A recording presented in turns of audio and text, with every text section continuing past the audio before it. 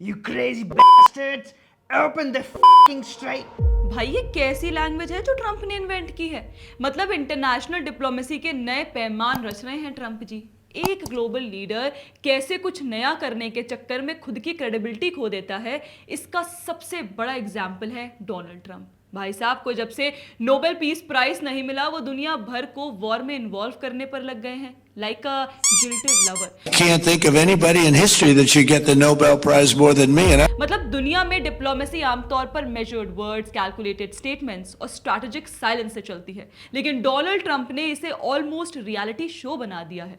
Global crisis चल रहा है, straight of Hormuz flash point बना हुआ है, ईरान यूएस टेंशन पीक पर है, और इसी बीच ट्रंप ने ट्रुथ सोशल पोस्ट लगातार हेडलाइंस बना रहे हैं। वो भी डिप्लोमेसी की वजह से नहीं, बल्कि उनके अनहिंज्ड, अग्रेसिव और मॉकिंग टोन की वजह से।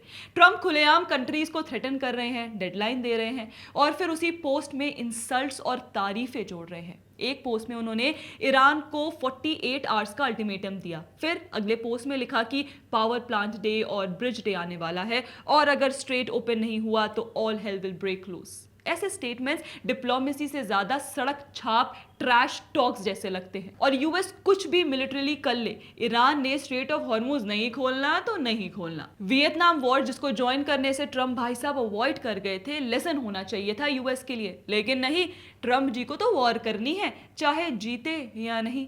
देखिए, सबसे सरप्राइजिंग बात यह है कि आइसोलेटेड इंसिडेंट नहीं है, ये पैटर्न बन चुका है। कभी ट्रंप नेटो एलाइज पर भड़क जाते हैं, कहते हैं कि USA needs nothing from NATO, कभी G7 लीडर्स को इनडायरेक्टली वीक बताते हैं, कभी ईरान को ल्यूनेटिक नेशन कह देते हैं, कभी जापान के प्राइम मिनिस्टर को लाइव टेलीविजन पे बेइज्जत कर देते हैं। And we didn't tell anybody about it because we wanted surprise. Who knows better about surprise than Japan? Okay? Why didn't you tell me about Pearl Harbor? Okay? और कभी tariff threats देकर global pressure create करने की कोशिश करते हैं। ये language traditional diplomacy से बिल्कुल अलग है, जहां normally leaders carefully worded statements देते हैं।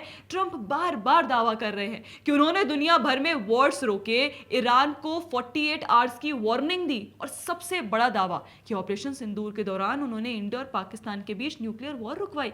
लेकिन देखिए, सबसे पहला सवाल हिपोक्रेसी पर उठता है। आप दुनिया के वॉर्स खत्म करने की बात कर रहे हैं, लेकिन खुद जिस कॉन्फ्लिक्ट में इन्वॉल्व हैं उसे खत्म नहीं कर पा रहे हैं। गल्फ क्राइसिस लगातार एस्केलेट हो रहा है, स्ट्रेट ऑफ हॉर्मुज अभी भी फ्लैश पॉइंट बना हुआ है, और यूएस खुद उस सिचुएशन से बाहर निकलने के रास्ते तलाश रहा है। क्रिटिक्स का कहना है, अगर आप ग्लोबल पीस मेकर हैं तो पहले अपने कॉन्फ्लिक्ट को रिजॉल्व करिए। जब स्ट्रेट ओपन था तब कोई इशू नहीं था, एस्केलेशन के बाद सिचुएशन बिगड़ी, और अब उसी को सॉल्व करने का क्रेडिट लेने की कोशिश हो रही है। दूसरा बड़ा सवाल फाइनेंशियल कॉस्ट को लेकर है। देखिए, रिपोर्ट्स के मुताबिक यूएस रोजाना अरबों डॉलर खर्च कर रहा है। इतना मैसिव मिलिट्री डिप्लॉयमेंट होने के बावजूद ग्राउंड सिचुएशन स्टेबल नहीं हो रही। ऐसे में क्रिटिक्स का कहना है, ये कैसी पीस डिप्लोमेसी है जहां वॉर खत्म होने के बजाय लंबा खिंचता जा रहा है। जो leader straight of Hormuz crisis resolve नहीं कर पा रहा है, वो न्यूक्लियर वॉर रोकने का क्रेडिट कैसे ले सकता है? मतलब अगर ऑपरेशन सिंदूर की ही बात कर ले तो इंडिया ने स्टार्ट किया, ऑब्जेक्टिव अचीव किया, और पाकिस्तान के रिक्वेस्ट पर एग्जिट लिया। एग्जिट करना ही सबसे मुश्किल होता है, और इंडिया ने वही किया। ऐसे में दोस्तों, कांग्रेस को भी लपेटा जाना जरूरी है। कांग्रेस लगातार ये सवाल उठाती रही है कि पीएम मोदी ने ट्रंप के स्टेटमेंट्स का जवाब क्यों नहीं दिया। लेकिन दोस्तों, जैसा ट्रैक रिकॉर्ड ट्रंप का रहा है, उसके हिसाब से हर स्टेटमेंट का जवाब देना जरूरी नहीं होता। कभी कभी साइलेंस भी डिप्लोमेसी का हिस्सा होता है। पीएम मोदी की साइलेंस को वीकनेस नहीं बल्कि डिग्निटी है। अरे भाई, India unnecessarily public mud slinging में शामिल क्यों हो? क्वाइटली अपने स्ट्रैटेजिक इंटरेस्ट पर फोकस क्यों ना करे?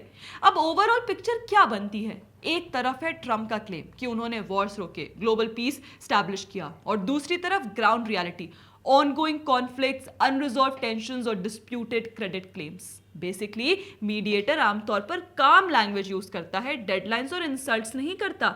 और जैसे जैसे गल्फ क्राइसिस आगे बढ़ रहा है, ट्रंप के ट्रुथ सोशल पोस्ट खुद मजाक का विषय बनते जा रहे हैं। यही आज की ग्लोबल पॉलिटिक्स का नया पैराडॉक्स है। वॉर जोन्स ट्रेडिशनल हैं, लेकिन डिप्लोमेसी अब सोशल मीडिया पोस्ट से शेप हो रही है। दोस्तों, आपकी इस पर क्या राय है, हमें कमेंट सेक्शन में जरूर बताइएगा। बाकी ऐसे और वीडियोस के लिए आप हमारे चैनल को सब्सक्राइब करना ना भूलें। जय हिंद।